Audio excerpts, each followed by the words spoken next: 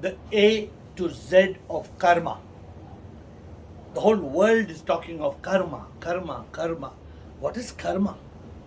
Karma by itself means action, but karma means the law of action. The word karma literally means action, but when somebody says karma, that expression is not just action, but the law of action, which is based on the principle, as you sow, so shall you reap. Karma is a law, a universal law. Just like you have a law of gravity. You throw something up, it comes down. It's a law of gravity.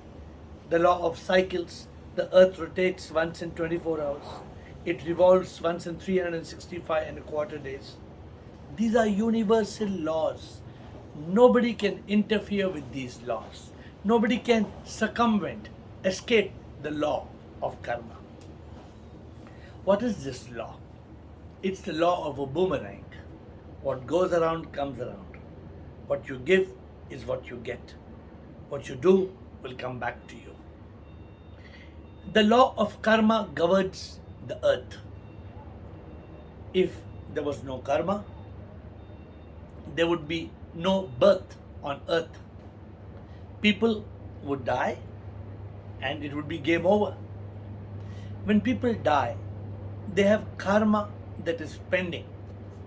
Karma, good or bad, good deeds, bad deeds.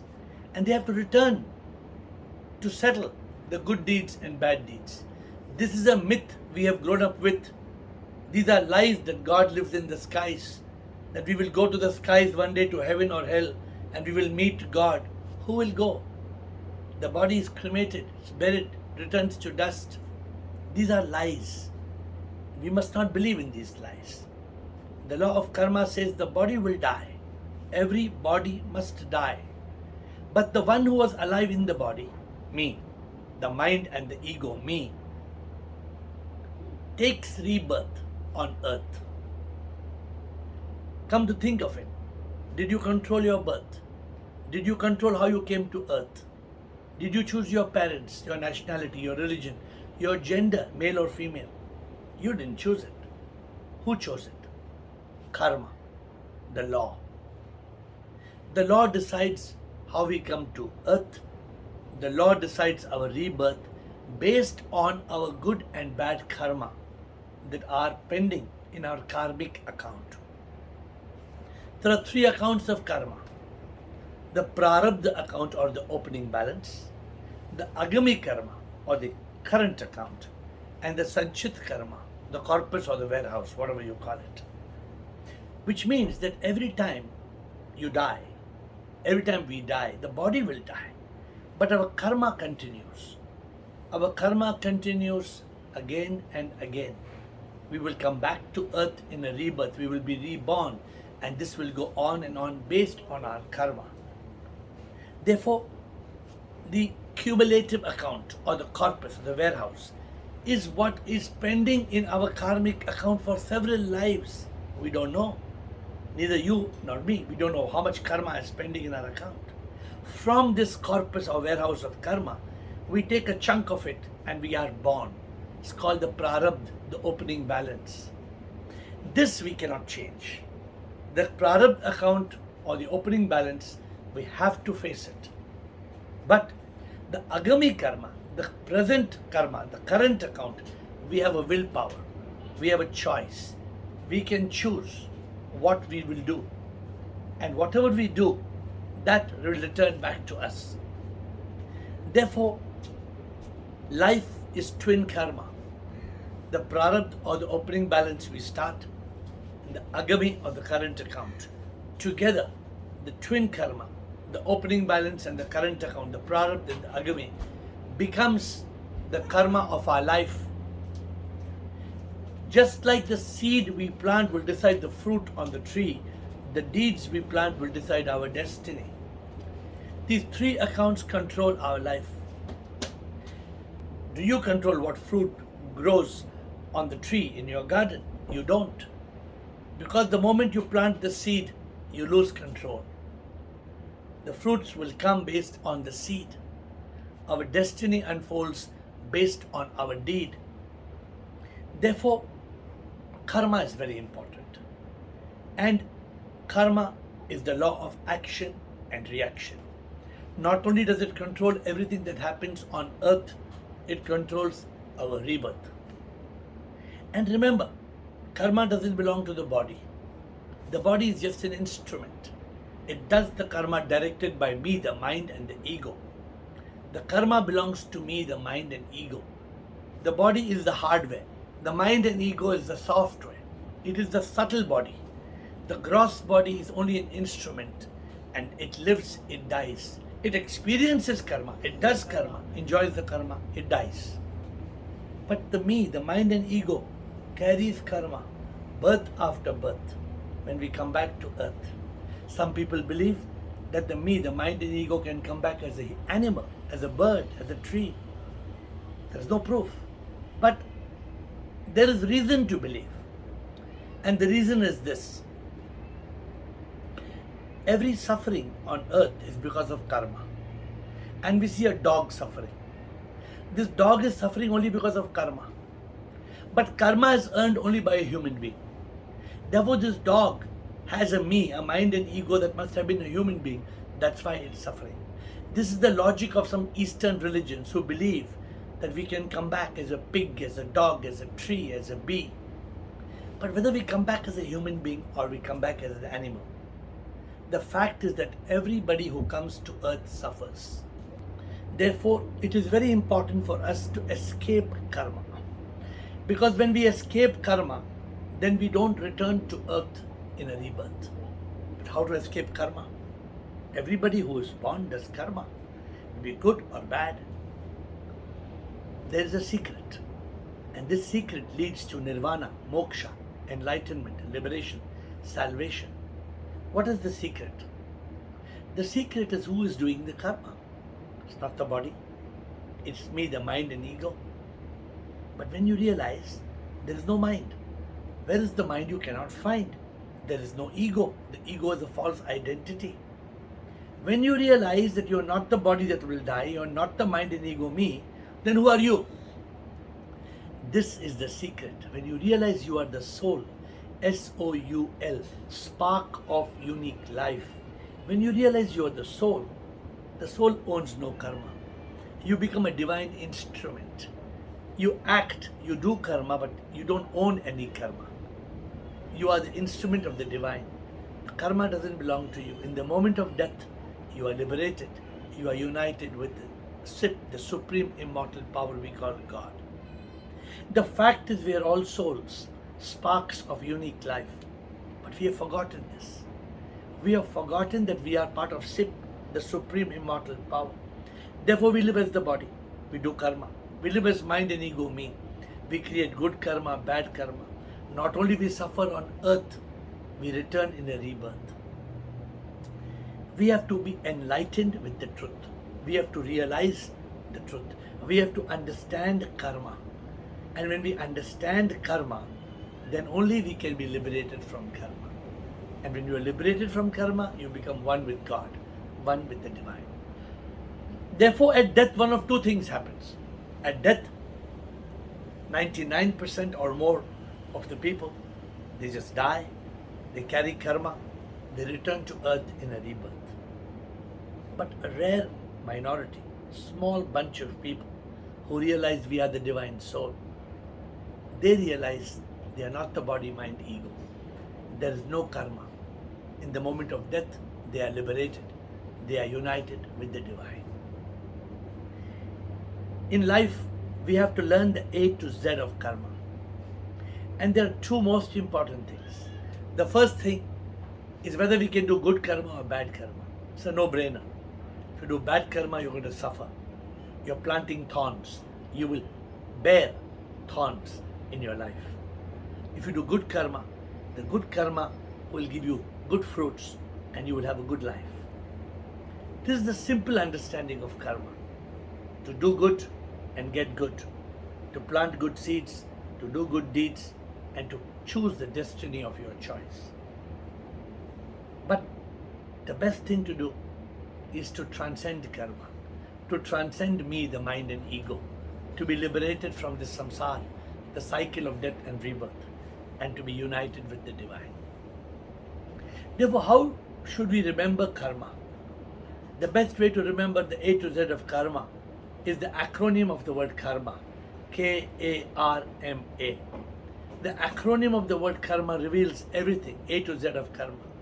K, karma, action is a law of action and reaction. A, every action will lead to a reaction. No action can escape, good or bad. What you do will come back to you. R, karma will result in rebirth. Not only suffering on earth, but also in rebirth. Therefore, we must know that everything that's happening in our life, R, means reaction. Every reaction in this world is because of karma. And this reaction will continue in a rebirth.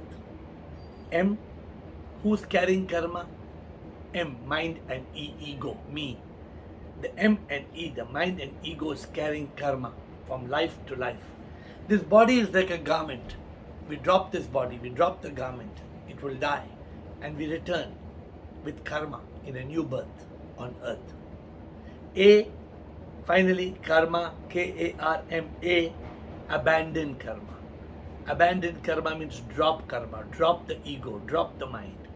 Transcend karma, transcend mind and ego. And then you are free because you're not doing any karma. All your karma are done as a divine instrument, as a karma yogi. When you live as a karma yogi, you live as a divine instrument. None of the karma are your karma. Then in the moment of death, you are liberated. How are you liberated? The first step is to attain mukti, become a jivan mukta. When you are enlightened with the truth, when you realize the truth, you transcend karma, you give up karma, you realize you're not the body, mind, ego, you are the divine soul. That is the first aspect. Then in the moment of death, such a jivan mukta, such a sthit pragya, such a yogi who is ever united with the divine, is liberated from the cycle of death and rebirth. Such a yogi is united with the divine because such a yogi realizes it is not my karma. Remember, karma has two, the karta and the bhokta, the doer and the enjoyer. All the animals in this world are said to have karma, but they don't do karma. They are not karta, they are only bhokta. They are not the doer of karma, they are only facing the redemption of karma. They are only deleting their past karma, good and bad. But the human being is the only creature who can do karma. The human being is the only creature who creates karma. The human being is the only creature who can be liberated from karma. The human being is the only one who has an intellect, who can discriminate, who can choose, who can transcend karma, who can be liberated and united. Therefore, the life of the human being is a precious life. It is in this life that we can transcend karma. A dog cannot attain moksha. A tree cannot attain moksha. Only the human being can attain moksha by being enlightened, by transcending karma, by dropping all the karma of all the accounts of all the lifetimes.